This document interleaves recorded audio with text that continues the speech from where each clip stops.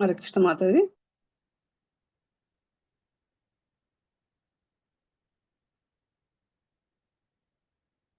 Hare Krishna Mataji, start చేయండి.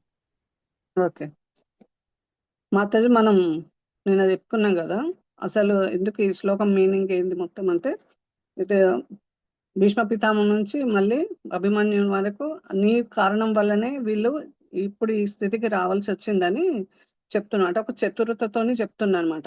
ఏదైతే ఇప్పుడు మన 5 తరాల వాళ్ళు నీ ఒక పెద్దలు ఎప్పుడైతే వాళ్ళు పిల్లల్ని అతి గారాభిస్తారో దాని పరిణామం ఏమవుతుందని అక్కడ అలా చెప్తున్నారు అనమాట ఆ శ్లోకంలో మనకు మీనింగ్. ఎందుకంటే దుర్యోధనుకి అతి గారాభంగా చేసిండు, వాళ్ళు ఏదంటే అది చెప్పడము, ఏది చేసినా అట్లా చెప్పిండు కదా, దాని పరిణామం ఇది.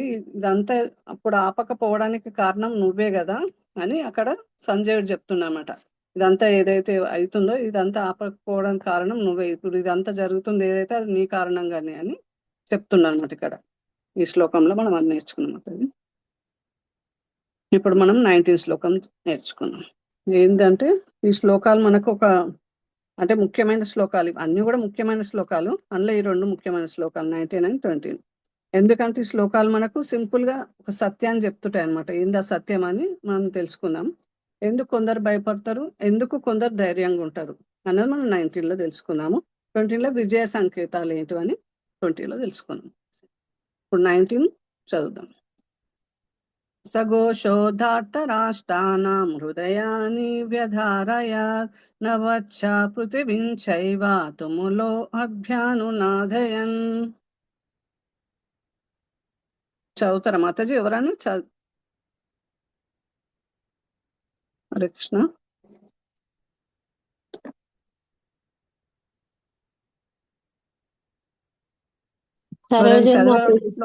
సరోజ మాతాజీ హ్యాండ్ రైజ్ చేసి చదవండి. ఓకే మాతాజీ, చదవండి మాతాజీ. హరే కృష్ణ మాతాజీ, దండం ప్రణామ్. ప్రణామ్ మాతాజీ. చెప్పాలా మాతాజీ, మీరు చదువుతారా? చదువుతాను మాతాజీ. చదవండి. శ్రీల ప్రభుపాదకి. సఘోషాదాత రాష్ట్రాణం హృదయాని వ్యధారయత్ నభచ్చ పృథివీం చైవ తుములో అభ్యనునాదయన్. ఓకే, తుములో భ్యాను నాదేనన్న ఒక నిమిషం. తుములో భ్యాన్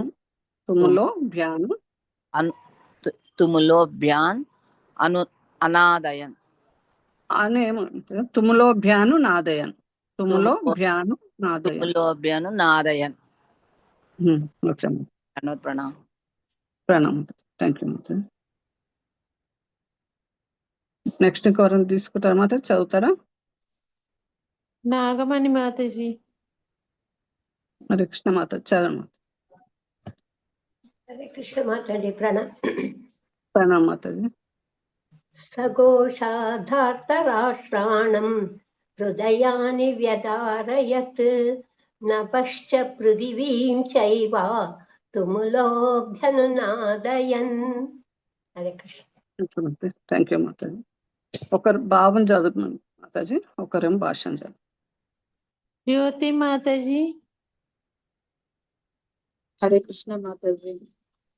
ప్రణామ్ మాతాజీ. భావం చదవండి భావం చదవండి మాతాజీ. వివిధ రకములైన ఆ శంఖముల ధ్వని మిక్కిలి భీకరమయ్యాను. అది భూమి ఆకాశం రెండింటినీ ప్రతిధ్వనింపజేస్తూ ధృతరాష్ట్రుని పుత్రుల హృదయమును ఛేదించాను. హరే కృష్ణ మాతాజీ. థ్యాంక్ యూ మాతాజీ. నెక్స్ట్ భాష్యం ఇంకెవరైనా చదవండి. అర్చన కృష్ణ మాతాజీ, మీరు భాష్యం చదవండి. హరే కృష్ణ మాతాజీ. చదవండి. భాష్యము శ్రీ శ్రీల ప్రభుపాదకి జై. దుర్యోధను పక్షమునున్న భీష్మాదులు వివిధ శంఖధ్వనులు చేసినప్పుడు పాండవ పక్షము వారి హృదయములు ఛేదింపబడలేదు. అట్టి సన్నివేశము లేవియును పేర్కొనబడలేదు. కానీ పాండవ పక్షము వారు కావించిన ధ్వనులు ప్రతిధ్వనులచే ధృతరాష్ట్రుని పుత్రుల హృదయములు ఛేదింపబడినవి, అంటే బ్రద్దలైనవి అని ఈ శ్లోకమున ప్రత్యేకంగా తెలుపబడినది. పాండవులకు శ్రీకృష్ణ భగవాని యందు కల విశ్వాసమే అందుకు కారణము. దేవాది దేవుడైన శ్రీకృష్ణ భగవాను శరణి పొందిన వారికి ఎట్టి ఘోర విపత్తు నందైనను భయము నొందనవసరము లేదు. హరే కృష్ణ మాతాజీ. ఇక్కడ మనం తెలుసుకున్నాం అంటే ఎందుకు అట్లా సఘోష అంటే ధ్వని అన్నమాట. ధ్వని వల్లనే వాళ్ళు అట్లా భయం కలిగింది. ఎందుకంటే ధృతరాష్ట్ర పుత్రుల హృదయాల్ని బాగా అలజడి సృష్టించింది అనమాట. గురయ్యారు, అలజడికి గురయ్యారు. ఎందుకని గురయ్యారు మాతాజీ? ఎవరికైనా తెలుసా?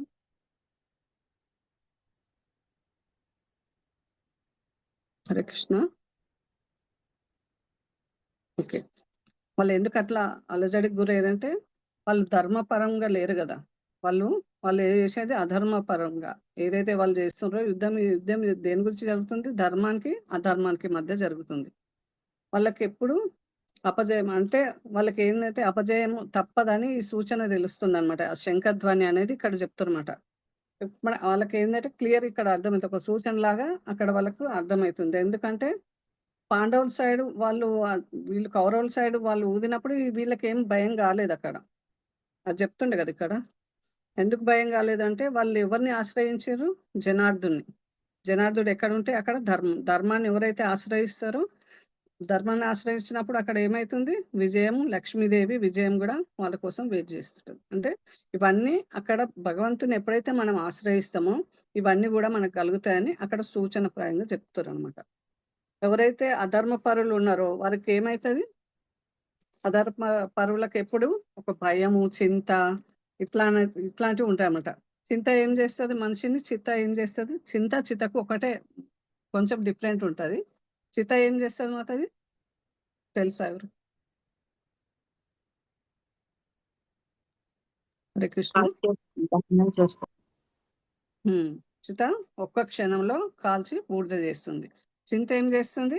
ఎప్పుడు రగిలిస్తుంది అనమాట. మనలోనే ఎప్పుడు ఆవేదన. దానివల్ల చింత రగిలడం వల్ల ఏమవుతుంది? మనం సంతోషాన్ని కోల్పోతాం. అవునా? సంతోషం అనేది ఉండదు. ఇప్పుడు ఎప్పుడు చింతలో ఉన్న వాళ్ళకి సంతోషమైనది ఏదో చెప్తే వాళ్ళు ఎంజాయ్ చేయగలుగుతారా? బాగా చింతలో ఉన్నారు. ఆ చింతలు ఉన్నప్పుడు వాళ్ళకి ఏమవుతుంది? ఎంత సంతోషమైన విషయాలైనా వాళ్ళు అప్పుడు ఎంజాయ్ చేయలేరు అనమాట. ఇట్లా వాళ్ళ హృదయం నుంచి అలా సంతోషం అనేది వెళ్ళిపోతుంది అంట చింత వల్ల. ఇక్కడ ప్రభుపాద అదే చెప్తాడు అనమాట. ఎందుకంటే ఎప్పుడైతే మనం ఏమనుకుంటామంటే ఈ దేహభావంలో మనం ఎప్పుడైతే ఉంటామో ఆ దేహభావంలో ఉన్న వాళ్ళకి అందరికీ చింతలు కంపల్సరీ వస్తాయి. కానీ ఆ దేహభావం ఎప్పుడైతే వదులుతామో ఈ చింత అనేది ఉండదన్నమాట. అది చెప్తున్నాం ఇక్కడ ప్రభుపాద. ఎప్పుడైనా కానీ మనము 2 విషయాల్లో చింతిస్తుంటామంట. తెలుసా ఎవరికైనా 2 విషయాలు? హరే కృష్ణ.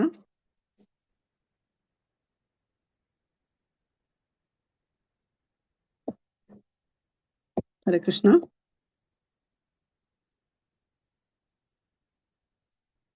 హరే కృష్ణ. వీలైతే ఎవరైనా కెమెరాలు ఆన్ చేసుకోండి. ఆన్ చేసుకుంటే హరే కృష్ణ. వీలైన వాళ్ళు కెమెరా ఆన్ చేసుకోండి. కొంచెం బాగుంటుంది చెప్పడానికి, క్లాస్ బాగుంటుంది అంతే. అంటే మనం 2 విషయాల్లో చింతిస్తుంటామంట ఎప్పుడైనా కానీ. ఆ 2 విషయాలు ఏంటంటే మనకు ఉన్నదని ఏదైతే లేదో దానిపైన చింతిస్తుంటామంట ఎప్పుడైనా. మళ్ళీ ఇంకోటి ఉన్న తర్వాత పొందలేకపోతే పొందిన తర్వాత పోతదేమో భయంతో చింతిస్తుంటామంట. ఇప్పుడు పక్కింటి వాళ్ళు కారు తెచ్చుకోరు ఉదాహరణకు, వాళ్ళు కారు కొన్నారు, మనకు లేదు అని ఒక చింత. సరే అట్లా చింత పడుతూ మళ్ళీ తర్వాత ఏమైంది? సరే మనకు కూడా కారు వచ్చేసినాక చింత వదిలేసేయాలి కదా. మళ్ళీ ఇంకొచ్చే భయం. ఇప్పుడు చింత పోయింది, ఇప్పుడు భయం స్టార్ట్ అయింది. ఎందుకు భయం అయింది? కారు కొనడం సంతోషమే ఉంది, మళ్ళీ భయం ఎందుకు వచ్చింది? మెయింటెనెన్స్ మాతాజీ. మెయింటెనెన్స్ గా అంటే మనం బయట పెట్టుకున్నాం, ఎవరైనా గీత గీస్తారేమో, ఎవరైనా ఏదైనా పాట చేస్తారేమో, అది అట్లా భయం అనమాట. అంటే చింత భయం మనకు ఒకటి పొందాలనే చింత. ఆ పొందిన తర్వాత మనకి ఏమైతుంది అంటే మన లోపల ఒక భయం అది పొందే వరకు. ఇప్పుడు మనం మామూలుగా రాజకీయవేత్తలు కానీ, సెలబ్రిటీలు వాళ్ళు ఉంటారు, సినిమా యాక్టర్లు కానీ, ఇంకేది ఏదైనా వ్యాపారం చేసే వాళ్ళు కానీ ఒక పెద్ద పొజిషన్లు రావాలని అనుకుంటారు అన్నమాట. హై పొజిషన్ రావాలని అనుకుంటారు. వాళ్ళు అనుకొని వాళ్ళు ఆ పొజిషన్ చేరాలని చాలా కష్టపడతారు, శ్రమ పడతారు. కానీ వాళ్ళు అంత తృప్తిగా ఉండరు. ఎందుకంటే వాళ్ళు పొజిషన్ పొందినాక తృప్తిగా ఉండొచ్చు కదా, అలా తృప్తిగా ఉండరు. వాళ్ళు ఏం చేస్తారు? మళ్ళీ చింత. అంటే ఆ పొజిషన్లోనే ఉంటామో అక్కడి నుంచి దిగిపోతాము, ఆ భయం. మళ్ళీ ఇంకా ఆ పొజిషన్ కి ఇంకెవరైనా వస్తారేమో అని అలా భయం అన్నమాట. ఈ భయాలన్నీ ఎట్లా వస్తాయని మనకు చిన్నగా చూసుకుందామంట. ఇక్కడ ఎవరు ఈయన కూడా ఎవరు దుర్యోధను కూడా అట్లా అలాగే భయపడుతున్నాడు అనమాట.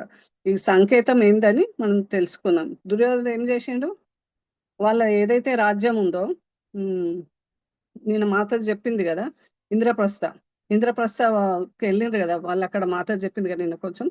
ఆ ఇంద్రప్రస్థకి వెళ్ళిన తర్వాత అక్కడ అన్ని వాళ్ళు చూస్తారనమాట. అంటే అన్ని చూసిన తర్వాత వాళ్ళకు కూడా కావాలి. ఇప్పుడు మనకు ఉంటే ఒక ఉంటది, ఉన్న దాంట్లో తృప్తి పొందకుండా మనకు ఉన్నది కాక వేరే వాళ్ళది కూడా కావాలంటే అది అసంతృప్తి అనమాట. మనం అది పొందాలని దానికి శ్రమ పడతాం. ఎట్లా అని మనం ఇప్పుడు ఇది వీళ్ళకు ఉన్నది ఎట్లయినా మనం కాజేయాలి, ఎట్లయినా తీసుకోవాలి, వాళ్ళతో ఉన్నది మనం సాధించాలి. అందుకు దుర్యోధనుడు ఏం చేసిండు, వాళ్ళకి అన్ని ఎన్నో పన్నాగాలు పన్ని వాళ్ళను అవి చేసి వాళ్ళని జూదం ఆడిపించి ఓడిపించి అది లాగేసుకుండు. మళ్ళీ లాగేసుకుని తృప్తిగా ఉన్నారా తృప్తిగా? హరే లేదు కృష్ణ. మాతాజీ. ఎందుకంటే తృప్తిగా లేదు ఉండొచ్చు కదా, నేను తృప్తిగా వాళ్ళకి లేడు. కావాల్సింది వచ్చేసింది కదా, రాజ్యం వచ్చేసింది, వీళ్ళకి అడవులు పంపించారు. ఆయన తృప్తిగా ఉండాలి కదా. ఆయనకు చింత, భయం, ప్రతి క్షణం భయమే కదా. ఇక్కడ గురువుల దగ్గరకు కూడా ప్రతి క్షణం అదే చెప్తుంటారు కదా, మీరు అంటే వాళ్ళు ఎటు వాళ్ళ దిక్కు పోతారని ఒక భయం. అంటే అధర్మంగా మనం ఎప్పుడైతే ఏదైనా వస్తువు మనం తీసుకున్నాం అనుకో, అది మనను బాధిస్తుంటదంట. అంటే చింతలో వేస్తుంది అనమాట, అది మనం చింతించేట చేస్తుంది అనమాట.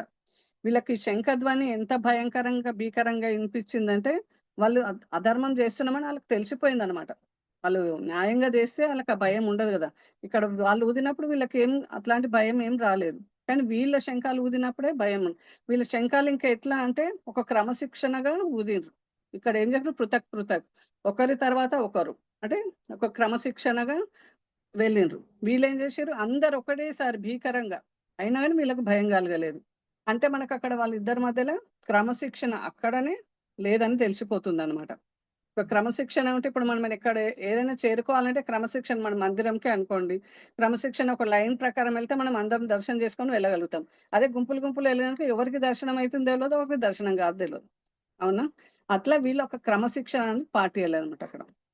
ఇంకా శంఖధ్వని, ఆ ధ్వని ఎందుకు, ఆ ధ్వని ఏం సూచిస్తుంది మనకి?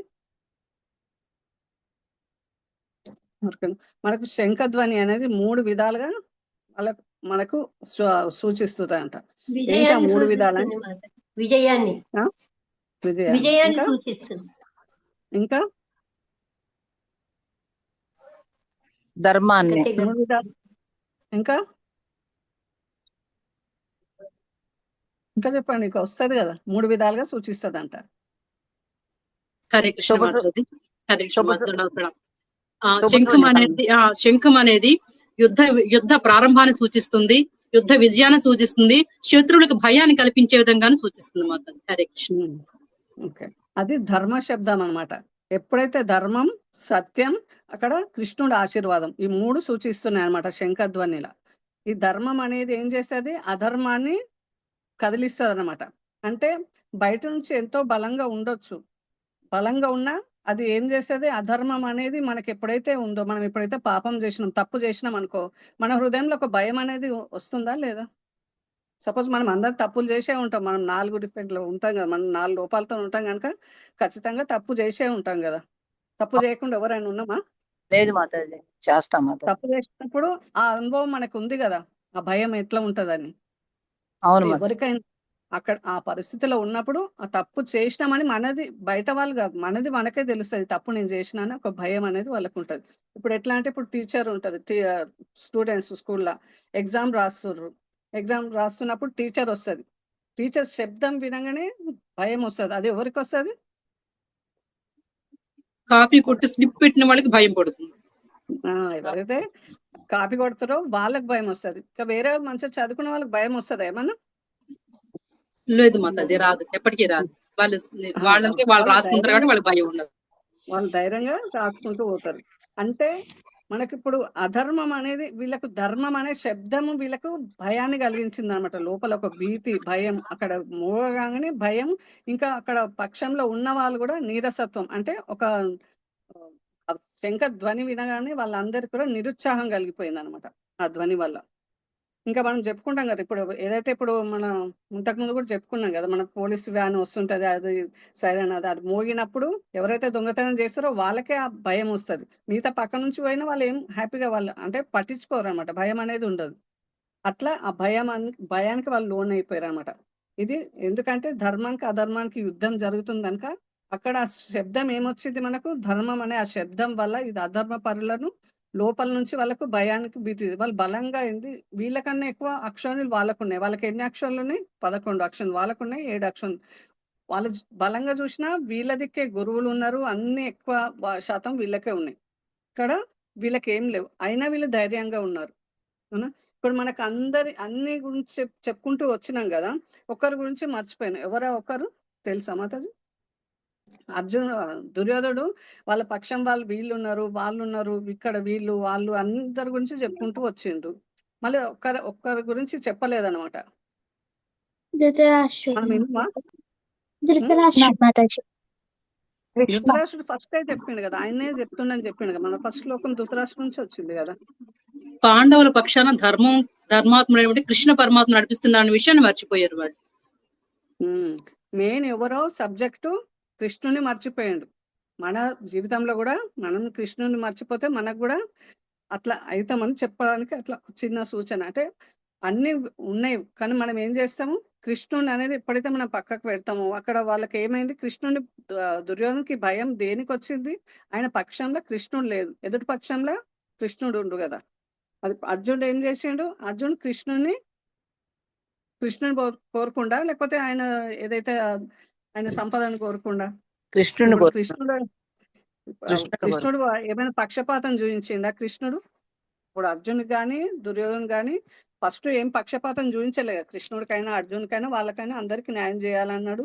ఆయన దూతగా వెళ్ళిండు, అప్పుడైనా వాళ్ళని కరెక్ట్ చేయాలనుకుండు. అవునా? అప్పుడు ఏమైంది, అప్పుడు కూడా వెళ్ళి చెప్పిండు. ఫస్ట్ సామ వేద దాన్ని అంటారు కదా, ఫస్ట్ చెప్పిండు, ప్రేమతో చెప్పాలనుకున్నాడు, వినలేదు. సరే సెకండ్ టైం కూడా మళ్ళీ వీళ్ళకు ఇప్పుడు ఏదైనా మనకు ఒక సమస్య వచ్చింది అనుకో, సమస్య వచ్చినప్పుడు ఏమైతుంది, మనకు ఎవరిని ఆశ్రయించాలి మనం? ఆ సమస్య ఏదైనా ఒక సమస్య వచ్చింది, ఆ సమస్య వచ్చినప్పుడు ఎవరిని ఆశ్రయించాలని ఉంటాడు. మనం కరెక్టే వెళ్తాం, ఏంటంటే కరెక్ట్ చెప్పే వాళ్ళ దగ్గరికి వెళ్తాం. 100 వెళ్ళినప్పుడు మనకు 50% వస్తుంది అనుకో. తర్వాత ఏమైతుంది, ఆ 50% మళ్ళీ మనం ఎవరైతే రాంగ్ గా ఎంచుకుంటామో అది వెళ్తాము. ఇక్కడ కూడా దుర్యోధనుడు వెళ్ళిండు, ఇంకెవరు అర్జునుడు వెళ్ళిండు. అక్కడ ఏం పక్షపాతం ఏం చూపించలేదు, 2 చైర్లు వేసిండు, కృష్ణుడు అట్లా నిద్రపోయినట్టు నటించిండు. ఫస్ట్ ఎవరు వచ్చిండు, దుర్యోధనుడు వస్తాడు. మనం ఇక్కడ శరణాగతి అహంకారం ఇక్కడ 2 మనం చూడొచ్చు అనమాట. మనం అహంకారం ఉంటే భగవంతుడు ఎట్లా ఉంటాడు, శరణాగతికి ఎట్లా లొంగిపోతాడు భగవంతుడు అని మనం ఇక్కడ కొంచెం చూసుకుందాం. అంటే ఇద్దరు వచ్చిర్రు, కానీ అక్కడ ఏం చేసిండు దుర్యోధనుడు, తల దగ్గర కూర్చున్నాడు మాతాజీ, తల దగ్గర. అంటే అక్కడ అహంకారం కదా. అంటే అక్కడ అహంకారం ఉందా లేదా? ఉంది మాతాజీ. అంటే ఇప్పుడు మళ్ళీ ఇక్కడ అర్జున్ చూసుకుందాం. అర్జునుడు ఏం చేసిండు, కాళ్ళ దగ్గర అంటే మనం శరణాగతి ఎవరైతే 100% పూర్తిగా శరణాగతి పొందుతాడో వాళ్ళకు భగవంతుడు ఇస్తాడు. ఇక్కడ పోయి వాళ్ళు ఏం అడిగిర్రు, ఇంకా ఫస్ట్ ఛాన్స్ అన్నాడు, కానీ నేనే వచ్చిన అనుకుంటాడు, నేనే ఫస్ట్ వచ్చినా నేనే చెప్పాలనుకుంటాడు. కానీ చిన్న వాళ్ళకి ఫస్ట్ ఆప్షన్ ఇద్దామని కృష్ణుడు చెప్తాడు. కానీ అక్కడ ఆయన పక్షపాతం ఏం చూపించాలి, ఎవరైనా ఇద్దరికి 2, ఒకటేమో నారాయణ సేన, ఒకటేమో నేను సలహాలు మాత్రమే ఇస్తాను, యుద్ధం చేయను, నేను ఆయుధాన్ని పట్టానని చెప్పిండు అక్కడ. ఇక్కడ మొత్తం నారాయణ సేన, మొత్తం చాలా బలం నారాయణ సేన. అయితే ఎంచుకోమని చెప్పిండు, అంటే ఇది అర్జున్కి ఇస్తా, ఇది దుర్యోధనకి ఇస్తా అని చెప్పలేగా, పక్షపాతం ఏం చూపించలేగా కృష్ణుడు, చూపించిండు అక్కడ? చూపించలేదు. అయితే అక్కడ ఎవరు ఎంచుకోరు, మనం ఎంచుకునే దాన్ని బట్టి భగవంతుడు ఇస్తాడంట. మనం ఏదైతే మనం కోరుకుంటామో దాన్ని బట్టే భగవంతుడు ఇస్తాడు అనమాట ఎక్కడికైనా. అయితే అక్కడ ఏం అడిగిండు, అర్జునుడు అడుగుతాడు, దుర్యోధనుడు అర్జునుడు కృష్ణుడు అడుగుతాడు, దుర్యోధనుడు నారాయణ సేన అడుగుతారు. ఎందుకని అట్లా అడిగిండు? అహంకారం. అంటే బలాన్ని చూసుకోండి అక్కడ. అంటే సలహాలు ఇచ్చేటోళ్ళు ఆయన ఏమన్నాడు, సలహా ఇస్తా అని చెప్పిండు, ఆయుధం పట్టా అని చెప్పిండు. సలహాలు ఇచ్చేవాళ్ళు నాకు చాలా మంది ఉన్నారు. ఎవరు సలహాలు ఇచ్చేవాళ్ళు దుర్యోధన్కి? కర్ణుడు, శకుడు. కర్ణుడు, భీష్ముడు, కర్ణుడు శకుని ఉండు, ఆల్రెడీ నాకు సలహాలు ఇచ్చే వాళ్ళు ఉన్నారు. ఇంక ఈయనతో ఏం పని నాకు? అవును కదా, అవసరం లేదు. సలహాలు ఇచ్చేటోళ్ళు ఇంకా చాలా మంది ఉన్నారు. నాకు సేన కావాలి, నారాయణ సేన బలంతోనే నేను గెలవగలుగుతా. అట్లా అంటే ఎప్పుడైతే భగవంతుని గాక భగవంతుని శక్తిని కోరుకుంటారో వాళ్ళకి జయం ఎట్లా వస్తుంది, అపజయం ఎట్లా వస్తుంది. శక్తిని కోరుకున్న వాళ్ళకి ఏంది, భగవంతుని కోరుకున్న వాళ్ళకి ఏంది. భగవంతుడి నుంచే భగవంతుని శక్తి వస్తుంది. అది మర్చిపోతాం మనం టెంపుల్కి వెళ్ళి కూడా మనం ఏం కోరుకుంటాం, నాకు ఇవి కావాలి అది కావాలి అట్లా. అంటే ఇప్పుడు కోరుకుంటాలేమో, ఒకప్పుడు కోరుకున్నాం కదా. కోరుకున్నామా లేమా? ఒకప్పుడు అన్ని కోరుకున్నాం కదా. అట్లా మనం కూడా నారాయణ సేననే కోరుకున్నాం, అది తెలియక ముందు. ఇప్పుడు తెలిసింది కనుక మనం నారాయణ సేన కాక నారాయణనే కోరుకుంటున్నాం ఇప్పుడు. అట్లా అర్జునుడు దుర్యోధనుడు ఏం చేసిండు, సేననే కోరుకుండు. మళ్ళీ కృష్ణుడు ఇక్కడ అర్జునుడు ఏం చేసిండు, నాకు సలహా ఇస్తే చాలు అని చెప్పిండు. అంటే సలహా కూడా ఒక్కొక్క టైంలో మనకు విజయాన్ని సూచిస్తుంది. అంటే సలహా తీసుకోండి ఇచ్చే వాళ్ళు ఎవరు దాన్ని బట్టి కూడా మనకు అర్థమవుతుంది. మనకు ఏదైనా సమస్య వచ్చినప్పుడు మనం ఎవరిదికి టర్న్ అవుతున్నాం, మనం ఎవరిదికి వెళ్తున్నాం, మనకు సలహా వల్ల మనం ముందుకు వెళ్ళగలుగుతున్నామా ఇంకా ఏదా అది అని తెలిసిపోతుంది అనమాట. ఇక్కడ అర్జున్ ఎంచుకుంటూ 50% ఎంచుకుంటూ కరెక్టే ఉంది. ఇక్కడ దుర్యోధనుడు కూడా శకుని చెప్పిండు 50% కరెక్ట్ పర్సన్ దగ్గరికే పోయిండు, రాంగ్ పర్సన్ దగ్గరికి పోలే, కరెక్ట్ పర్సన్ దగ్గరికి పోయిండు. కానీ అడగడం రాంగ్ అడిగిండు. అక్కడ ఒకవేళ స్టార్టింగ్ పోయి నువ్వు శరణాగతి పొందితే కృష్ణుడు ఈ యుద్ధం కాకుండా చూస్తుండే, నీకేది ఉందో ఆ రాజ్యం అది ఉంటుండే, ఇంకా ఎక్కువ ఉన్నా అని ఇచ్చేస్తుండే అనమాట. మనం శరణాగతి పొందకుండా మనం ఏం చేసినట్టు కొంచెం అహంకారం అనేది చూపిస్తాం అనమాట. ఈ అహంకారం ఎట్లా అని, ఆ అహంకారం దేనికి పనిచేస్తుంది, మన పతనానికే పనిచేస్తుంది అని ఇక్కడ ఈ ద్వారా కొంచెం తెలుసుకుంటాం అనమాట. ఎందుకంటే ఇప్పుడు ఆ శంఖధ్వని ద్వారానే వీళ్ళకి ఇంత భయం కదా. భయం కలిగి ఇంకా ఏం చేశారు, వీళ్ళు అధర్మ పరంగా ఇంకా వీళ్ళదంతా రాజ్యం కూడా గుంజుకోవాలి, ఇంకా వీళ్ళకి ఇవ్వద్దని ఒక పథకం ఉంది కదా. ఇప్పుడు ఈ కృష్ణుడి దగ్గర అవన్నీ తీసుకుంటూ వచ్చిండు, వచ్చి ఇక్కడ ఏం చేసిండు, యుద్ధం చేసిండు. చేయడానికి ముందు ఏం చేసిండు, యుద్ధం స్టార్ట్ అయ్యే ముందు మనం ఇంతకు ముందు చెప్పుకున్నాం కదా, యుద్ధం స్టార్టింగ్ ముందు ఇక్కడ యుధిష్ఠుని తీసుకుందాం, మళ్ళీ దుర్యోధన తీసుకుందాం. శంఖాలు ఊదక ముందు అనమాట.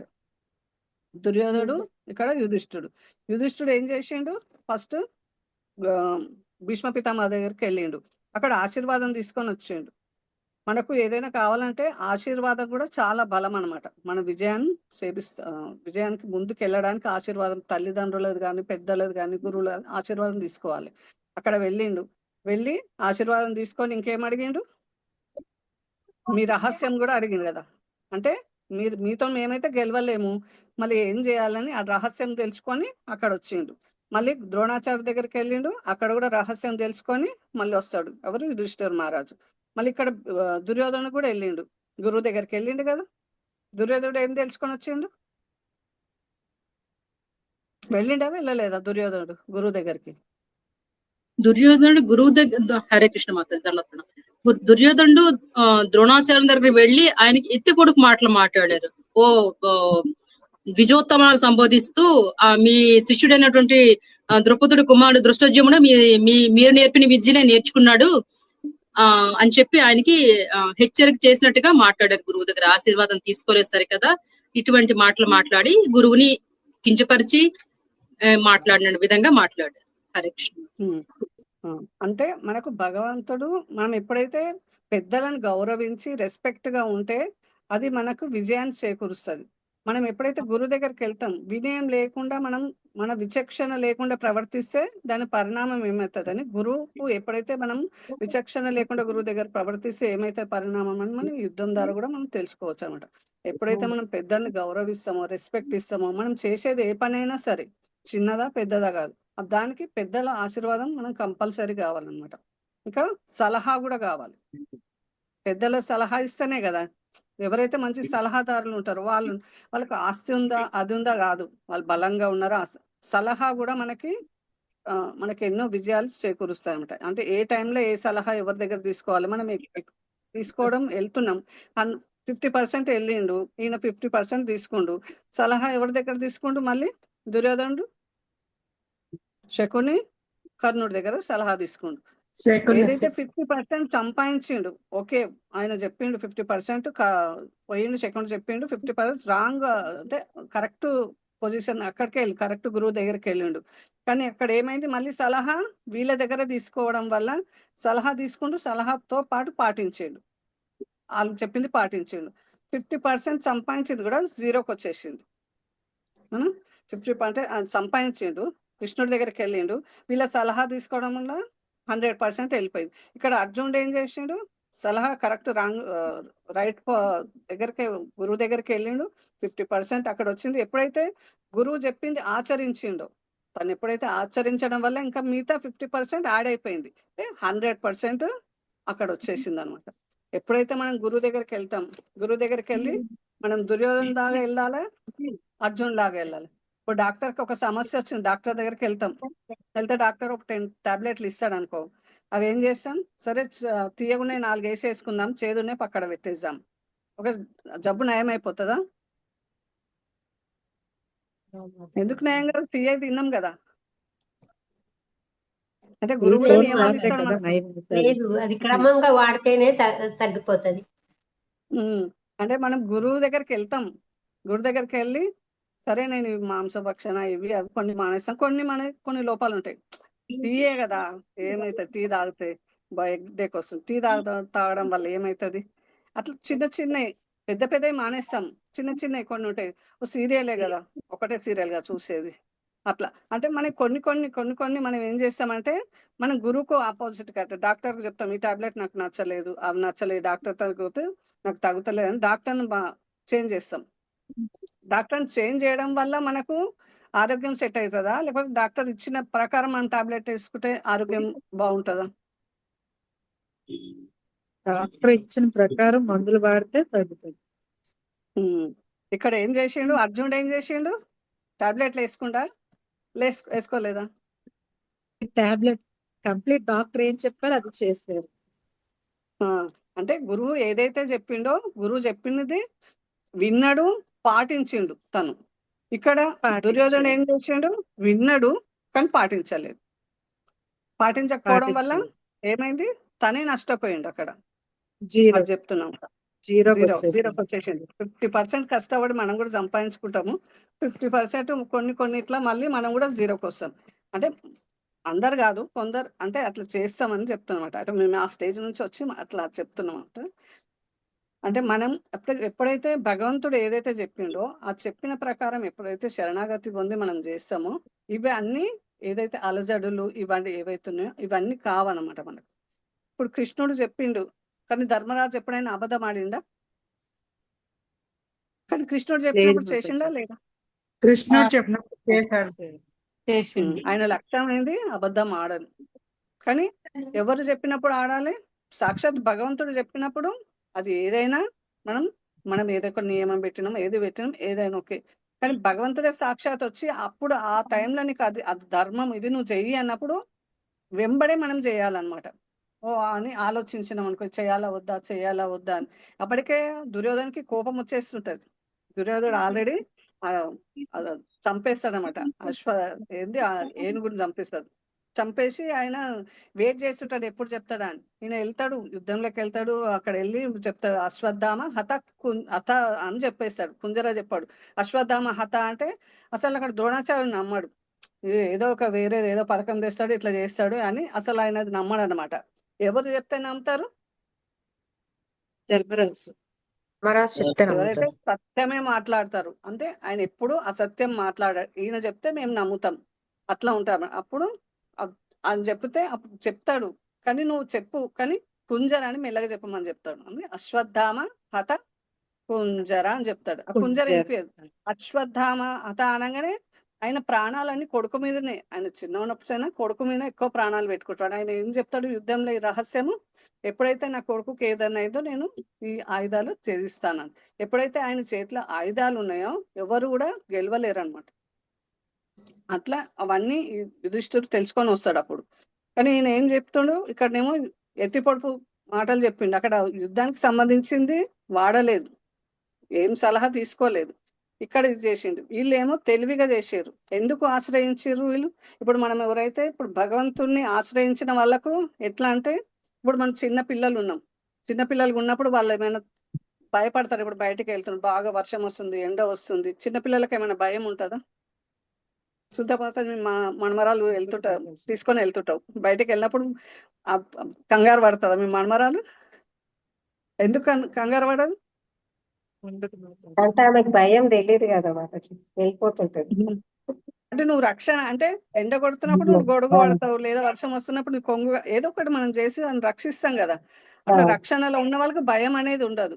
ఎప్పుడైతే రక్షణ లేదు, ఇప్పుడు అదే ఇప్పుడు పెద్ద పిల్లలు అనుకో, ఒక 20 years 30 years పిల్లలు ఉండరు, బాగా వర్షం పడుతుంది, అమ్మ ఇప్పుడు తీసుకొచ్చింది వర్షంలో, వద్దంటే ఇట్లా తీసుకొచ్చి నన్ను ఇక్కడ పెట్టేసింది, టెన్షన్ పడతారు కదా. అవునా? అంటే నేనే రక్షించుకోవాలి అక్కడ అని అనుకుంటారు కదా. ఇక్కడ దుర్యోధను కూడా ఎవరి కోసం, ఎవరి తృప్తి కోసం చేస్తుండే యుద్ధం? తన ఇంద్రియ తృప్తి కోసమే దుర్యోధనుడు అక్కడ యుద్ధం చేస్తుండు. అవునా? ఇక్కడ ఈయన కూడా ఆయన రక్షణ తీసుకోవాలంటే నేను సెల్ఫ్, నాకు ఉంది, ఇంత సేన ఉంది, నేను అక్కడ కృష్ణుడు ఎందుకు, నాకు అవసరం లేదు అని అట్లా ఆయన ఏం చేసిందంటే, ఆయన నారాయణ సేన బలంతోని, మాకు ఇంత బలం ఉంది, దాంతోని ఆయన ఇంకా బలం ఉంది, ఇంకా ఎదుటి తన బలం కాక వేరే వాళ్ళ బలం పైన ఆధారపడడం వల్ల కూడా మనకి ఏమంటే అపజయం ఎదురవుతుంది అని చెప్తాడు. కర్ణుడు ఉండు, భీష్మ పితామహుడు, వీళ్ళందరూ బలం పైన ఆధారపడ్డాడు. ఆయనకంత యుద్ధంలో గెలుస్తానని నమ్మకం లేదు, కానీ ఇతరుల మీద ఆయన ఆధారపడతాడు అనమాట. ఇవి ఆయన తన ఇంద్రియ భోగాని కోసం చేసిండు కనుక అది. ఇక్కడ వీళ్ళు ఏం చేసిండు, అర్జునుడు ఏదైతే ఉందో ధర్మ సంస్థాపన కోసం చేసిండు. మనం ముందు ముందు శ్లోకాలలో తెలుసుకుంటాం. అసలు యుద్ధం చేయని అంటాడు అర్జునుడు, కానీ ఎప్పుడైతే యుద్ధం నా గురించి చేయమని చెప్తాడు, అప్పుడు ఎవరు? కృష్ణుడు చెప్పినప్పుడు కరిష్యే వచనం తవ అని అప్పుడు సరెండర్ అయిపోయి పూర్తిగా కృష్ణుడి కోసం యుద్ధం చేస్తాం. ఎప్పుడైతే భగవంతుడి కోసం మనం చేస్తామో, ఈ కర్మ అనేది అంటారు, అంటే భగవంతుని మనం ఎప్పుడైతే, భగవంతుడు ఏదైతే చెప్తుంది భగవద్గీతలో, ఇవన్నీ కూడా మన గురించే చెప్తుండని మనం తీసుకొని దీని నుంచి మనం ఏం తీసుకోవాలి ఇప్పుడు అని మనం ఈ శ్లోకం ద్వారా మనం ఏం తెలుసుకున్నాం? ఈ శ్లోకం ద్వారా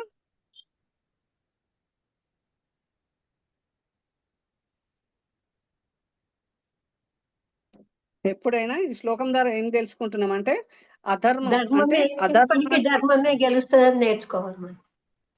ధర్మమే గెలుస్తుంది అనమాట. ధర్మం వల్లనే మనం భయం లేకుండా ఎప్పుడైతే భగవంతుని ఆశ్రయిస్తామో, భగవంతుడే మనకు అన్ని చూసుకుంటారు. ఎప్పుడైతే చిన్న పిల్లలకు అన్ని భగవంతుడు, తల్లిదండ్రులు ఎట్లా అన్ని చూసుకుంటారో, భగవంతుని మన శరణాగతి పొందడం వల్ల భగవంతుడే అన్ని మనకు చూసుకుంటాడు. ఇది కావాలా, అది కావాలా, ప్రతిదీ కూడా భగవంతుని మనకి ఏదైతే లేదో ఇస్తాడు, ఏదైతే ఉందో కాపాడుతాడు అంట.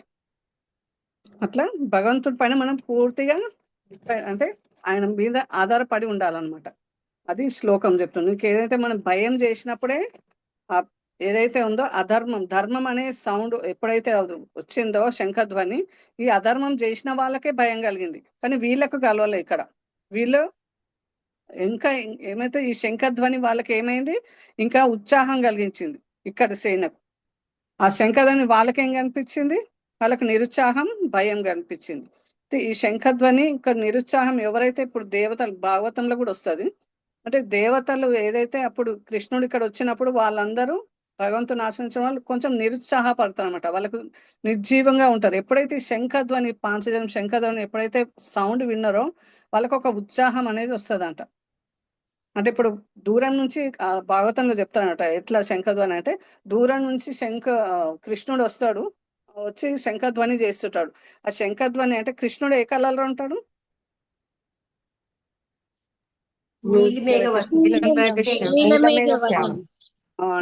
శంఖు ఏ కలర్ ఉంటాడు? శంఖు వైట్. ఆయన చేతులు వైట్ ఉంటాయా? హరే కృష్ణ. ఎర్రగా ఎర్రగా ఉంటాయి. అయితే దూరం నుంచి ఈ భక్తులు చూస్తే ఎట్లా అనిపిస్తుంది అంటే, ఏదైతే ఈ కలర్ ఉందో వాటర్ లాగా అనిపిస్తుంది అనమాట. వాటర్ లా లోటస్ ఎట్లా ఉంటుంది, లోటస్ వికసించిన లోటస్ దగ్గర రాజహంసలు, ఏదైతే తెల్ల శంఖం ఉందో రాజహంసలు లాగా అంట. అంటే భక్తులు అనేటి వాళ్ళు రాజహంసలు అంట, ఏదైతే కృష్ణుడిని ఆశ్రయిస్తారంట అనమాట వాళ్ళు. ఈ ధ్వని కూడా వాళ్ళకి ఏమైతే అంటే ఉత్సాహాన్ని కల్పించదని చెప్తున్నమాట, నిరుత్సాహపరచదు. భక్తులకు ఎప్పుడే కానీ ఈ ధ్వని, ధర్మం అనే ధ్వని వాళ్ళకు ఉత్సాహం కల్పిస్తుంది. అధర్మ పరులు ఎవరైతే ఉందో వాళ్ళకు నిరుత్సాహం కల్పిస్తుంది. ఎప్పుడైతే మనం భగవంతుని ఆశ్రయిస్తామో భగవంతుని ఆశ్రయించి భయం అనేది ఉండదు అనమాట. భగవంతుని ఆశ్రయించినప్పుడే ఈ భయం. ఇక్కడ కృష్ణుడు దుర్యోధనుడు భగవంతుని ఆశ్రయించలేదు కనుకనే ఆయనకు భయం అనేది కలిగిందని మనకి ఈ శ్లోకంలో నేర్చుకోవచ్చు. నెక్స్ట్ శ్లోకం కోసం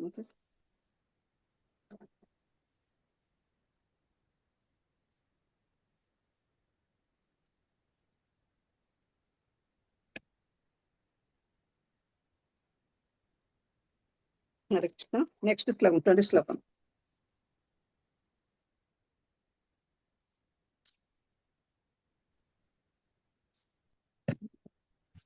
తథా వ్యవస్థితాన్ దృష్ట్వా ధాతరాష్టాంకపిధ్వజః ప్రవృత్తే శస్త్ర సంపాతే ధనురుద్యమ్య పాండవః ఋషికేశం తథా వాక్యం ఇదమహామహీపతే.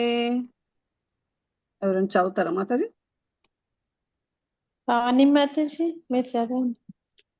హరే కృష్ణ మాతాజీ, దండవత్ ప్రణామ్. సో ఇది 1.19 చూపిస్తుంది. నేను నా దగ్గర ఓపెన్ 20. చేస్తాను. స్క్రీన్ మీద 20 1.19 కనిపిస్తుంది. యా, ఇప్పుడు వచ్చింది 20. మాతాజీ. ఓకే. హరే కృష్ణ మాతాజీ, దండవత్ ప్రణామ్. అధ వ్యవస్థితాన్ దృష్ట్వా ధాతరాష్ట్రాన్ కపిధ్వజః ప్రవృత్తే శస్త్ర సంపాతే ధనురుద్యమ్య పాండవః హృషికేశం తదా వాక్యం ఇదమహమహీపతే. హరే కృష్ణ మాతాజీ, దండవత్ ప్రణామ్. థ్యాంక్ యూ మాతాజీ. నెక్స్ట్ ఎవరైనా భావం చదవండి మాతాజీ, ఒకరు భాషను చదవండి. నీతికా మాతాజీ.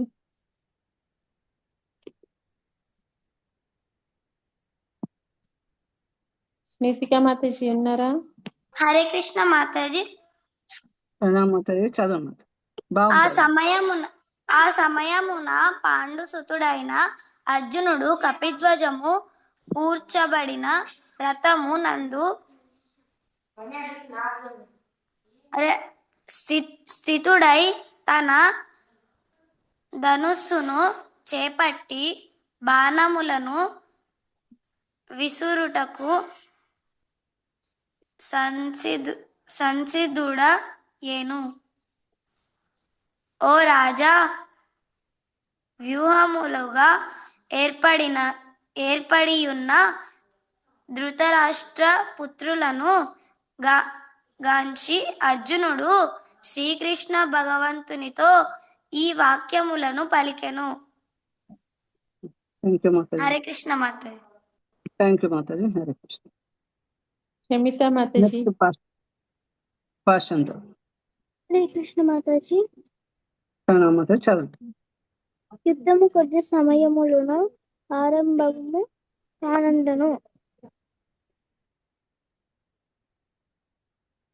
క్షమిత మాతాజీ మీరు అన్మ్యూట్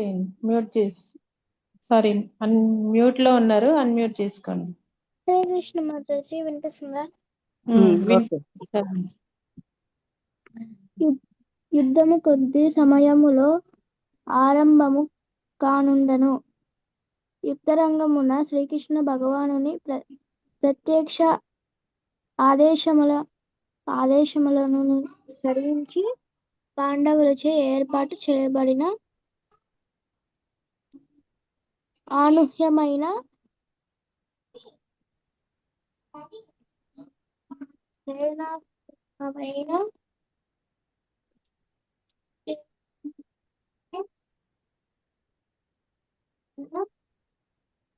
వాయిస్ వినిపిస్తలే మాతాజీ.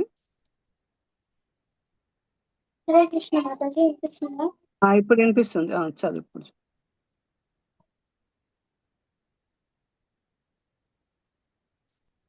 బుక్ ఉంటే బుక్లో చదవండి, లేకపోతే బుక్ ఉందా? వినిపిస్తుంది మాతాజీ. ఇప్పుడు వినిపిస్తుంది. బ్రేక్ అవుతుంది మధ్య మధ్యలో. ఓకే, అట్లనే వస్తే వేరే వాళ్ళకి పిలుస్తాము. చదువు ఇప్పుడు చదువు. ఒకవేళ వినిపించకుంటే వేరే వాళ్ళని పిలుస్తాం. చదవండి. పై వాక్యముల ద్వారా తెలియచున్నది అర్జుని ధ్వజముపై హనుమంతుని చిహ్నము కూడా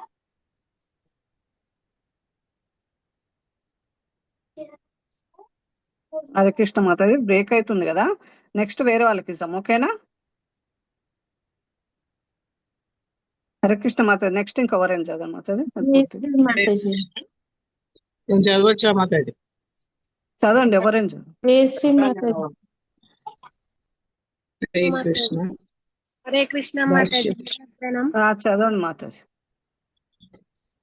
ఎవరైనా మాతాజీ చదువుతారా మాతాజీ? జయశ్రీ మాతాజీ మీరు చదవండి. ఓకే మాతాజీ, అనువాదమే కదా మాతాజీ? భాష్యం భాష్యం భాష్యం భాష్యం యుద్ధము కొద్ది సమయంలో ఆరంభము కానుండెను. యుద్ధరంగమున శ్రీకృష్ణ భగవానుని ప్రత్యక్ష ఆదేశములను అనుసరించి పాండవులచే ఏర్పాటు చేయబడెను.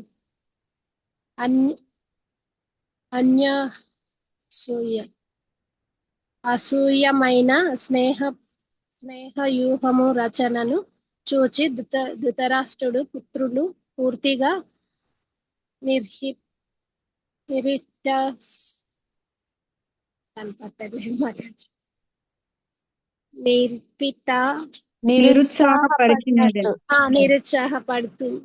నిరుత్సాహపడినట్టుగా పై వాక్యముల ద్వారా తెలియచున్నది. అర్జునుని ధ్వజముపై హనుమంతుని చిహ్నము కూడా పాండవుల విజయమునకు మరియొక్క సూచన. ఎందుకనగా రామ లక్ష్మణుల మధ్య జరిగిన యుద్ధమును ఓకే మాతాజీ సార్ రావణుల మధ్య జరిగిన యుద్ధమున హనుమంతుడు శ్రీరామునికి తోడ్పడగా శ్రీరాముడు విజయమునందు సంభవించెను. ఇప్పుడు శ్రీరాముడు మరియు హనుమంతుడు ఇరువరును కూడా అర్జునునికి పోయింది మాతాజీ ఉన్నది ఉన్నది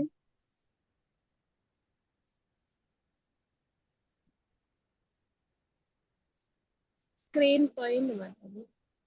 ఉన్నది మాతాజీ, మీకు పోయిందేమో. పాషన్ లక్ష్మి మాతాజీ మీరు చదవండి అక్కడ నుండి. అక్కడ పైకి అన్నారు మాతాజీ, హనుమంతులు ఇరువరును కూడా అర్జునునికి తోడ్పడినట్లుగా అతని రథము నందుడిరి శ్రీకృష్ణ భగవానుడు స్వయంగా శ్రీరామచంద్రుడే. అంతేకాకుండా శ్రీరామచంద్రుడు ఎక్కడున్నాడో అక్కడనే అతని నిత్య దాసుడైన హనుమంతుడును మరియు అతని నిత్య సహచరణీయమైన సీతాదేవిని అనగా లక్ష్మీదేవి కూడా అక్కడ నుండి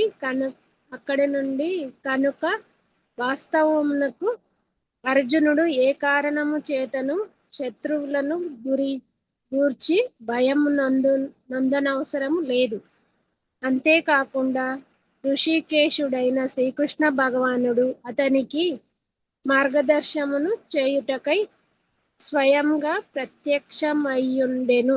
ఇట్లు యుద్ధము చేయుటకు కావలసిన సదుపాయమంతయు అర్జునకు సమకూడి ఉండెను. తన నిత్య సహచర భక్తుడైన అర్జునుని కొరకు భగవానునిచే సమకూర్చబడిన అట్టి శుభకరమైన పరిస్థితులన్నీయు విజయము తథ్యమని సూచించుచున్నది. హరే కృష్ణ మాతాజీ. ధన్యవాద ప్రణామ్ మాతాజీ, అవకాశం ఇచ్చినందుకు. మాతాజీ హరే కృష్ణ. తప్పులుంటే క్షమించండి మాతాజీ. అదే కొంచెం లేకపోతే బుక్ లో చూసి చదివితే అయిపోతుంది. నాకు ఏదాతం బుక్ ఉంటది కదా మాతాజీ, ఒకవేళ స్క్రీన్ పైన కనిపిస్తే అక్కడ చూడొచ్చు. ఇక్కడ ఏం చెప్తుండు, కపిధ్వజం గురించి చెప్తున్నమాట. ఇంకేం చెప్తాడు దీనికన్నా ముందు శ్లోకంలో మనం ఇప్పటిదాకా తెలుసుకున్నాం. అంటే వీళ్ళు ఎప్పుడైతే యుద్ధం ప్రారంభమయ్యే ముందే వీళ్ళు వాళ్ళ వ్యూహంగా ఏర్పాటు చేసిన వాళ్ళ చూసి సైన్యాన్ని చూసి వాళ్ళు ఆల్రెడీ నిరుత్సాహపడ్డారని చెప్తున్నారు అన్నమాట ఇక్కడ. ఇంకా హనుమత్ చిహ్నమైన ఇది చెప్తుంది కదా ధ్వజం, అంటే ఇక్కడ విజయ సూచకం అనమాట. వీళ్ళ దిక్కు ఉన్నాయని దాని విజయ సూచకం గురించి చెప్తుంది. ఈ హనుమంతుడు ఎట్లా ఈ ధ్వజం పైకి వచ్చిండని మనం చిన్న స్టోరీ ద్వారా తెలుసుకుందాం. ఇక్కడ ఇప్పుడు అర్జునుడు ఎప్పుడైతే రామేశ్వరం అటు వెళ్తుంటాడో, వెళ్తున్నప్పుడు అక్కడ బ్రిడ్జ్ ఉంటది కదా మనకు వారధి, ఆ వారధి చూసి అనుకుంటాడు అనమాట అర్జునుడు, రాముడు అంత విల్లు అంత యుద్ధం చేసిండు, ఆయన బాణాల నుంచి అంత తెలుసు, బాణాలతోని వారధి నిర్మించవచ్చు కదా, ఇంతమంది వానరులను మళ్ళీ ఇంకా ఇవన్నీ రాళ్ళు ఇవన్నీ తెచ్చి పెట్టడం ఇంత టైము అట్లా ఎందుకు చేసిండు అని ఒక వస్తుంది అనమాట. అట్లా ఒకవేళ అని అనుకుంటుంటామట. అక్కడ వానరుడుగా హనుమంతుడు ఉంటాడనమాట. అంటే మాలాంటి వానరులు దానిపైన వారధి పైన మేము ఎప్పుడైతే దుంకుతామో అది పోతుందని, అందుకే అట్లా గట్టిందని చెప్తాడనమాట. లేదు నేను గడతా గట్టిగా అని కొంచెం అహంకారం. అంటే ఇక్కడ కృష్ణుడు ఏం చేస్తాడంటే అహంకారం, ఏదైనా కొంచెం అహంకారం ఉంటే యుద్ధం కన్నా ముందే ఇవన్నీ తీసేస్తాడు. యుద్ధంలో విజయం ఏదైతే విజయం పొందాలంటే అహంకారం ఉంటే పోతుందని అహంకారాన్ని ముందే తీసేయడానికి ఇవన్నీ ఒక లీలగా చేస్తాడనమాట కృష్ణుడు. ఇవన్నీ ఏర్పాట్లు చేస్తుండని చెప్పిండు కదా. ఇప్పుడు కృష్ణుడే స్వయంగా ఆయన నిర్దేశిస్తుండే కనుక ఇవన్నీ ముందు వచ్చేదంతా భగవంతుడికి తెలుసు కనుక ఇక్కడ హనుమంతుడిని పంపిస్తాడు అనమాట. హనుమంతుడు ఏమనుకుంటాడు, ఇద్దరికి పోటీ పెట్టుకుంటారు అనమాట. ఇప్పుడు నేను బాణాలతోని నేను వారధి కడతా, ఇప్పుడు అది దానిపైన చూడు మళ్ళీ పోకుండా ఉంటదని చెప్తాడు అనమాట. సరే నువ్వు కట్టు, నేను దానిపైన నేను దూకి చూస్తా అని చెప్తాడు అనమాట. అక్కడ పోటీ పెట్టుకుంటారు, ఒక్కసారి చేస్తారు. తర్వాత హనుమంతుడు ఏం చేస్తాడు, హనుమంతుడు దానిపైన కూలిపోతారు అనమాట. కూలిపోతారు. రెండోసారి అట్లనే అయిపోతుంది. ఇప్పుడు మూడోసారి ఇప్పుడు ఆయన ఎప్పుడైనా శబదం తీసుకుంటాడు అంటే ఒకవేళ నేను ఈ వారధి నేను నిర్మిస్తే ఇది కూలిపోయింది అనుకో, నేను ఈ అగ్నిలో ఆహుతి చేసుకుంటా అని చెప్తాడు అనమాట. హరే కృష్ణ. ఎవరైనా చెప్తారా మాతాజీ ఏదైనా? హరే కృష్ణ మాతాజీ, ఆ స్టోరీ నాకు తెలుసా? ఓకే విను. అయితే అహంకారం గురించి చెప్తుండు కదా ఇక్కడ. ఇది దుంకిండు కూలిపోయింది, ఈసారి నేను ఆహుతి చేసుకుంటా ఈసారి అంటే అప్పుడు ఒక బ్రాహ్మణుడు వస్తాడు అనమాట అటు సైడ్ నుంచి. బ్రాహ్మణుడు వేషంలో ఉండి బ్రాహ్మణుడు వస్తుంటాడు. బ్రాహ్మణుడు వస్తుంటే బ్రాహ్మణుడు అక్కడ ఏం జరిగింది, ఎందుకు ఇలా ఆహుతి చితి వేస్తారో, ఆహుతిలో ఏం చేస్తారు ఇక్కడ అని వస్తాడు అనమాట. బ్రాహ్మణుడు అడిగితే మేము ఇట్లా పోటీ పెట్టుకున్నాము, అందులో నేను ఓడిపోయినందుకు నేను ఈ చితి వేసుకొని నేను ఆహుతి అవుతా అని అని చెప్తానమాట. అంటే ఇద్దరు ఏదైనా పోటీ పెట్టుకున్నప్పుడు ఇద్దరే ఉంటే పోటీకి అది ఏమంటే రూల్ కాదు అది. అంటే మూడో వ్యక్తి కూడా ఉండాలి. అంటే మీరు ఇద్దట్లో ఎవరు కరెక్ట్ చేసిన తెలియాలి కదా, అందుకు మూడో వ్యక్తి ఉండాలి. ఇప్పుడు నేనున్నా కదా, మీ ఇద్దరి మధ్యలో నేనున్నా కనుక ఇప్పుడు మీరు పోటీ ఇప్పుడు స్టార్ట్ చేయండి అని చెప్తాడు అనమాట. మళ్ళీ ఈయన కూడా బాణాలు వేస్తాడు, మళ్ళీ వారధిని నేర్పిస్తాడు. ఇప్పుడు హనుమంతుడు మళ్ళీ దుంకుతాడు. అంతకుముందు హనుమంతుడు ఏం చేసిండంటే రాముని తలుచుకొని దుంకుతాడు అనమాట. అంటే అక్కడ భగవంతుడు అంటే 2 సార్లు అట్లా అయిపోయింది కదా. మనకేమనిపిస్తుంది, మనం కొన్ని పనులు చేయడం వల్ల మనకు కూడా కొంచెం అహంకారం అనేది మనకు కూడా వస్తుంది, ఇది నేను చేయగలుగుతా అని. అక్కడ అప్పటిదాకా రాముడు చేస్తాడు అనుకొని దుంకిండు, అది పోయింది. ఇప్పుడు తనే చేయాలని దుంకిండు కదా, కనుక ఆ వారధి అనేది మళ్ళీ కూలిపోతుంది అనమాట. ఇక్కడ హనుమంతుడు ఇప్పుడు ఈయన ఏం చేసిండు, కృష్ణుని తలుచుకొని ఈయన వారధి కడతాడు, బాణాలు వేస్తాడు. ఇక్కడ భగవంతుని తలుచుకొని ఈయన చేస్తుండే, ఇది నేను చేసింది విఫలం అవుతుంది, ఇక భగవంతుడే అనుకొని ఈయన మనసులో భగవంతుని తలుచుకొని చేసిండు, అది సక్సెస్ అవుతుంది. ఎప్పుడైతే నేనే చేస్తున్నాను అహంకారం అక్కడ, అంటే ఇద్దరికి కూడా అహంకారం. ఇప్పుడు హనుమంతుడు ఏం చేస్తాడు, ఇప్పుడు నేను ఆహుతి చేసుకుంటాను అంటే ఇది కాదు, ఆహుతి చేసుకునేది కాదు, ఇద్దరి మధ్యలో ఇప్పుడు వచ్చింది ఎవరో అని ఇప్పుడు గుర్తుపడతాడు అనమాట. హనుమంతుడు గుర్తుపడతాడు, వచ్చింది రాముడే, సాక్షాత్తు బ్రాహ్మణుడు కాదు, ఈయన వచ్చింది రాముడే అని గుర్తుపట్టినాక చెప్తాడనమాట. సరే ఇప్పుడు రాబోయేది ఇట్లా పెద్ద యుద్ధం జరగబోయేది ముందుకి, అందుకు నువ్వు ఈ ఆహుతులు ఏవి చేయకుండా ఆయనకు నువ్వు ఓడిపోయినావు కదా, నువ్వు ఓడిపోయినందుకు నీకు ఏంటంటే నువ్వు జెండా పైన నువ్వు ధ్వజగా అక్కడ ధ్వజం పైన ఉండాలని చెప్తాడు అనమాట అక్కడ. అంటే సరేనా, అది ఒప్పుకుంటారు. అంటే ఇద్దరి అహంకారాలని అక్కడ తీసేసినమాట. హనుమంతుని అహంకారం మళ్ళీ అర్జున్ అహంకారం కూడా అక్కడ కృష్ణుడు తీసేస్తాడు. మళ్ళీ ఇక్కడ వచ్చేసరికి భీముడు వచ్చేసరికి ద్రౌపది కోరుకుంటాడు అనమాట, సౌగంధి పుష్పములు కావాలని కోరుకుంటాడనమాట.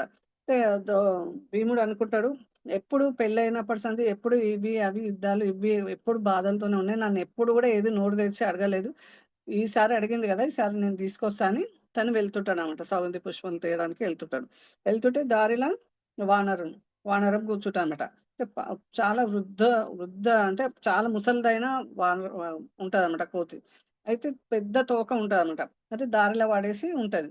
అయితే ఈయన వెళ్తుంటాడు కదా, వెళ్తుంటే చూస్తాడు వానరం తోక ఇంత పెద్దగా ఉంది ఏందని. "ఓ వానరం ఇది తీసేసుకో, రిటర్న్ నేను వెళ్ళాలి ముందుకు" అని చెప్తాడు అనమాట. అంటే అప్పుడు అంటాడంట, నాకు చేతనైతే లేదా, నువ్వు దాటి వెళ్ళు అని చెప్తానంట. అంటే దాటి నేను వెళ్ళలేను, అట్లా ఒకరి ఇక్కడ నేను దాటి వెళ్ళలేను, నువ్వే వరణ తీసేసుకో, రిటర్న్ తీసేసుకో అని చెప్తాను. అంటే నేను చాలా వృద్ధుడని అయిపోయినా, అంటే నాకు శక్తి క్షీణించిపోయింది, శక్తి లేదు, నువ్వే మెల్ల దాన్ని పక్కన పెట్టేసి నువ్వు వెళ్ళిపో నీ దారి నువ్వు అని చెప్తాడు అనమాట. సరే అని ఆయన ఏం చేస్తాడు, తన బలం కదా, నాకు ఇంత బలం ఉందని ఏం చేస్తాడు, ఎడమ చేతోని తీసి ఇట్లా పడేయాలనుకుంటాడు అనమాట. ఎడమ చేతోని అనుకుంటాడు. అనగానే అది లేస్తుందా, అక్కడ ఉన్నది ఎవరు, హనుమంతుడు. ఆయనకి ఎంత బలం ఉంటది. అవునా, ఆయన అంటే అక్కడ అహంకారం వచ్చేసింది కొంచెం, నేను చేశాను. అప్పుడు అది 2 చేతులతో గద పక్కకు పెడతాడు, 2 చేతులతో లేవరు. అప్పుడు గుర్తుపడతారు, ఓ ఇది ఎవరో వచ్చింది, నా సోదరుడే ఉండొచ్చు, వాయుపుత్రుడే ఉండొచ్చు ఈయన కూడా అని. అప్పుడు నీ దర్శనం ఎవరో, నువ్వు వృద్ధుడు, నువ్వు మా సామాన్యుడు కావు, నాకు నీ దర్శనాన్ని కల్పించని మళ్ళా అక్కడ శరణాగతి పొందుతాడు. ఎప్పుడైతే శరణాగతి పొందినో అప్పుడు ఆయన ప్రసన్నుడవుతాడు. అప్పుడు హనుమంతుడు అంటే ఇద్దరు సోదరులు, అంటే వాయుపుత్రులే కనుక ఇద్దరు సోదరులుగానే అవుతారన్నమాట. ఇద్దరు సోదరు రిలేషన్ ఉంటుంది అనమాట, ఇద్దరు వాయుపుత్రులు కనుక. అప్పుడు ఆయన చెప్తాడనమాట, నీకు ఏదైనా వరం ఇవ్వాలనుకుంటున్నాను, ఏమైనా వరం అంటే, నాకు ఆల్రెడీ ధ్వజం పైన ఉన్నావు కదా, నేను ఎప్పుడైతే యుద్ధం చేస్తుంటానో, నేను ఎప్పుడైతే అరుస్తుంటానో, నేను అరిచేటప్పుడు నా గొంతుతోనే నువ్వు కూడా అరవాలని చెప్తాడనమాట. అప్పుడు హనుమంతుడు అంట, సరే నువ్వు ఎప్పుడైతే అరుస్తావో అది నేను చేస్తా అని చెప్తాడనమాట. అంటే ఈయన గట్టిగా భీకరంగా అరుస్తారనమాట. అరవంగానే ఆ ధ్వని ఎట్లుంటది అంటే చాలా భీకరం, ఒక్కరు అరిస్తేనే అంత భీకరం. ఈ హనుమంతుడు కూడా అంతే కదా, ఆయన కూడా వాయునందుడే కదా, చాలా స్పీడ్ గా. అంటే వాళ్ళ గుండెలు అదిరిపోతారు. కొందరు ఏం చేస్తారంటే హార్ట్ అటాక్ వచ్చి చనిపోతారు, కొందరు అరుపులకు దూరంగా పారిపోతారు. అంటే వాళ్ళ అరుపులు అంత భీకరంగా ఉంటాయి అన్నమాట. వీళ్ళకి చిన్న ధ్వనే, వీళ్ళకి ఏ ధ్వని విన్నా వీళ్ళకు గుండెలు అదిరిపోతుంటాయి కదా. అట్లా వీళ్ళు గట్టిగా భీకరంగా అరిచేసరికి ఆ యుద్ధంలో కొంతమంది ఆల్రెడీ చనిపోతుంటారు అనమాట. అది ఆ సాయం చేయమని కోరుకుంటారంట. అంటే ఇక్కడ హనుమంతుడు ఆల్రెడీ రాముడు రావణ యుద్ధంలో విజయాన్ని చేకూర్చిండు, ఇంకా ధ్వజం పైన ఉండు. ఇవన్నీ ఏమంటారు, విజయ శిక్షణాలు కదా వీళ్ళకు వచ్చేటివి. అంటే ఇవన్నీ ఉంటాయి విజయ శిక్షణాలు చూసి. తర్వాత ఇప్పుడు మనం హనుమంతుడి నుంచి ఏం నేర్చుకోవాలంటే, హనుమంతుడు ఎంతో పెద్ద యుద్ధం చేసి వాళ్ళని గెలిపించాడు, మళ్ళీ ఇంట్లో చిన్న సర్వీస్ ఇచ్చిండు కృష్ణుడు. మనం కూడా అనుకుంటాం కదా, మనకు కూడా కొంచెం పెద్ద పెద్ద సర్వీసులు చేసిన వాళ్ళు ఉంటారు కొంతమంది. పెద్ద పెద్ద సర్వీస్ ఇచ్చి వాళ్ళకి చిన్న సర్వీస్ ఇచ్చిన అనుకో, వాళ్ళు అనుకుంటారు కదా, మేము ఇంత పెద్ద సర్వీస్ చేసిన వాళ్ళకి మాకు ఇది ఇచ్చారు కదా అని. అంటే భగవంతుని తృప్తి కల్పించే సర్వీస్ ఏదైనా చిన్నదా పెద్దదా చూడొద్దంట. భగవంతుని సంతోషం కల్పించడానికి ఆ సర్వీస్ మనం చేయాలంట.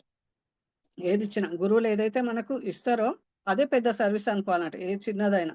ఒక్కొక్కసారి ఏదో చెప్పుడు స్టాండ్ కాడ నిలబెడతారు, ఒక పెద్ద లెక్చర్ చెప్తుంటారు, అవునా, నేను లెక్చర్ చెప్తుంటా, ఇంత పెద్ద లెక్చర్ చెప్తా, నాకు ఆ చెప్పుల స్టాండ్ దగ్గర నిలబెట్టి మా గురువు అనుకుంటామా, లేదు. అది కూడా గొప్ప సర్వీసే అనుకొని మనం ఏది ఇచ్చినా భగవంతుడు అంటే గురువును తృప్తి చేయడానికి, మనం గురువుని ఎప్పుడైతే మనం తృప్తి చేస్తామో కృష్ణుడు ఆటోమేటిక్గా తృప్తి పడతాడంట. అట్లా వీళ్ళు హనుమంతుడు ఏం చేస్తాడు, జెండా పైన ఉంటారు కదా, సర్వీస్ ఇచ్చినందుకు ఆ జెండా పైన. ఇంకా ఆయన రావణుని యుద్ధంలో ఉన్నప్పుడు విజయము, హనుమంతుడు ఉన్నందుకు ఆయనకు విజయం వచ్చింది. ఇప్పుడు హనుమంతుడు ఒక్కడు లేడు కదా, ఇప్పుడు హనుమంతుడు ఉండు, ఈయన పక్షంలో ఎవరు, హనుమంతుడు ఇంకా కృష్ణుడు. రాముడు కృష్ణుడు ఒక్కటే కదా, కృష్ణుడు ఇంకెవరు ఉండ్రు, కృష్ణుడు ఉంటే ఇంకెవరు ఉంటారు, లక్ష్మీదేవి, సీతాదేవి, లక్ష్మీదేవి. అంటే ఒక్కరుంటేనే విజయం సాధించిండు. కానీ ఇక్కడ ఇంకెన్ని ఉన్నాయి, శంఖధ్వనులు ఉన్నాయి, అవునా. వీళ్ళ పక్షాన్ని ఎన్ని ఉన్నాయి విజయం చేకూర్చడానికి, ఆల్రెడీ దివ్యమైన శంఖాలు చెప్పిండు. మళ్ళీ ఇంకా కపిధ్వజం, జెండా పైన హనుమంతుడు ఉండు, ఇంకా అగ్నిదేవుడు ఇచ్చిన రథం కూడా ఉంది అన్ని దిక్కులు విజయం సాధించడానికి. ఇంకేముంది, మాధవుడు ఉండు. మాధవుడు ఎక్కడ ఉంటే లక్ష్మీదేవి, లక్ష్మీదేవి ఉంది. వీళ్ళందరూ ఏం చేస్తారు? అర్జున్కి విజయాన్ని సాధించడానికి ఇవన్నీ సూచనలు అనమాట. ఇవన్నీ ఇంకా ఆయనకి ఇవన్నీ ఏం చేస్తుండు? ఎవరి కోసం సంతృప్తి పరచడానికి చేస్తుండు? స్వయంగా భగవంతుడు. మాతాజీ హరే కృష్ణ మాతాజీ. అర్జున్ దగ్గర పాశుపతాస్త్రం కూడా ఉంది మాతాజీ, శివుడు ఇచ్చింది. చూడొచ్చింది అంటే ఇవన్నీ ఇవన్నీ ఎవరు ఏర్పాట్లన్నీ ఎవరు చేపించారు మాతాజీ? ఇవన్నీ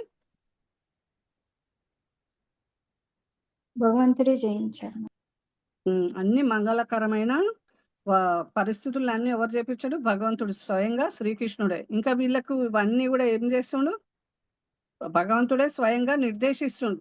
ఆయన యుద్ధంలో కూడా భగవంతుడే స్వయంగా నిర్దేశించి చెప్తుండ అనమాట. అంటే నువ్వు ఇది చేసే ఇది ఇటు అన్ని ప్రతిదీ కూడా భగవంతుడే. ఎప్పుడైతే చిన్నపిల్లలు ఇప్పుడు తల్లిదండ్రుల మీద ఆధారపడతాడో అర్జునుడు కూడా భగవంతుడి పైన ఆధారపడతాడు. కనుక అన్ని కూడా ఏవైతే కావాలో ఏవైతే తీసుకోవాలన్నీ ఏదైతే తీసేయాలో అహంకారం వచ్చింది, అహంకారం తీసేసిండు. ఏదైతే సమకూర్చాలి అక్కడ ఏమంటారు ఊర్ధ్వలోకాల నుంచి కూడా ఆయుధాలను అంటే విద్యలు నేర్చుకోవడానికి అక్కడ పంపించి అక్కడ పంపిస్తాడు. మళ్ళీ ఇక్కడ లోకంలో కూడా అందరి దగ్గర ఒక్కొక్కటి విజయాన్ని సాధించేటట్టు కూడా ఏర్పాట్లన్నీ భగవంతుడే చేస్తాడు అనమాట. అంటే మనం భగవంతుని ఎప్పుడైతే మనము నమ్ముతామో, అంటే పూర్తిగా మనం ఎప్పుడైతే శరణాగతి పొందుతామో భగవంతుడు ఏం చేస్తాడు? మనకు అన్ని భగవంతుడే చూస్తాడు అనమాట. లేదు భగవంతుని మనం శరణాగతి పొందలేదు, అప్పుడేమవుతుంది? మనకు కూడా ఏవైతే ఆందోళనలు ఉన్నాయో ఇవే ఆందోళనలు మనం కూడా అనుభవిస్తాం అన్నమాట. ఇప్పుడు మనం మామూలుగా చూద్దాం, భగవంతుడు మనం టెంపుల్కి వెళ్ళినప్పుడు కొందరు ఉంటారు కదా, టెంపుల్కి వెళ్ళినా అక్కడ వెళ్ళినా ప్రశాంతంగా ఉంటుంది. అవునా? అంటే ఎందుకంటే అక్కడ భగవంతుడిది ఉంటది కీర్తన అవన్నీ అంటాం. అదే మనం ఇంకా వేరే దగ్గరికి వెళ్ళాం అనుకో, అక్కడ ఏంటంటే వాళ్ళ సౌండ్లు కానీ, ఇప్పుడు మనం మృదంగం ఇవి అన్ని కొడితే ఆ ధ్వనులు మనకు ఆనందంగా అనిపిస్తాయి. అదే మనం వెళ్ళినాం అనుకో, వేరే పెద్ద పెద్ద డీజేలు అవి విన్నాం అనుకో, మన గుండెలే అదిరిపోతుంది. అట్లా అంటే ఏం చెప్తున్నాయంటే ఈ ధ్వనులు వాళ్ళు ఏం చేస్తారంటే పాపభీతి ఎవరికైతే ఉందో, ఈ ధ్వనులు పాపభీతి ఉన్న వాళ్ళకే అది భయంకరంగా కనిపిస్తుంది. ఎవరైతే ధర్మాన్ని ఆశ్రయించారో ఆ ధర్మాన్ని ఆశ్రయించిన వాళ్ళకి భగవంతుడు సహకరిస్తాడు. వాళ్ళకి అన్ని కూడా భగవంతుడు ఏర్పాట్లు చేస్తాడు అనమాట. మనం భగవంతుని ఒక్క శరణాగతి పొందడమే మన పని. అంటే భగవంతుడు మనం ఎల్లవేళలా మనం శరణాగతితోనే మనం దాస్య భక్తితోనే మనం చేయాలని చెప్తున్నమాట. మనకి ఈ శ్లోకంలో 2 చెప్పేది ఏంటంటే భగవంతుని మనం ఆశ్రయిస్తే భయం ఉండదు, ఇంకా విజయం కూడా వస్తుందని ఈ 2 శ్లోకాల మీనింగ్ అనమాట. ఇది మనం తెలుసుకోవాల్సింది ఏమంటే, మనం గురువు దగ్గరకు పోయినప్పుడు వినయంగా ఉండి గురువు ఏదైతే చెప్పిండో అవి 4 నియమాలు పాటించి ఏవైతే చెప్పిండో మంగళారతికి లేవాలి. ఏదైతే నేను అన్ని ఓకే చేస్తాను, మంగళారతికి మార్నింగ్ అయితే లేవాలి, అవి కొన్ని అవాయిడ్ చేయాలన్నమాట. ఏదైతే గురువు ఏదైతే చెప్పిండో అది మనం 100% చేస్తే ఎట్లయితే ఆరోగ్యం చేకూరుతుందో, ఇది కూడా మనం గురువు చెప్పింది తప్పకుండా పాటిస్తే అది సక్సెస్ అవుతుంది. 100% సక్సెస్. ఇది ఈ సక్సెస్ కు ఇది కారణం. మనం భగవంతుని ఆశ్రయించాలా, ఆశ్రయించదు మన మీద. మనం యద్భావం తద్భవతి, భగవంతుడు అదే చెప్తాడు అన్నమాట. మనం ఏ భావంతో భగవంతుని శరణాగతి ఉంటే అంత మన పాత్ర ఎంత ఉంటుందో అంత పాత్రలో వేస్తాడనమాట. మనం చిన్న పాత్ర తీసుకోతే చిన్న పాత్రలో, మనం పెద్ద పాత్ర తీసుకోతే పెద్ద పాత్ర. భగవంతుడు మనం ఏది కోరుకుంటామో అది ఇస్తాడనమాట. అది చెప్తున్నమాట. హరే కృష్ణ. ఏమైనా క్వశ్చన్స్ ఉన్నాయేమో తల్లి? హరే కృష్ణ. మీకు అర్థమయ్యేటట్టు చెప్పగలిగినా, చెప్పలేదు అర్థమైందా లేదా? హరే కృష్ణ. బాగా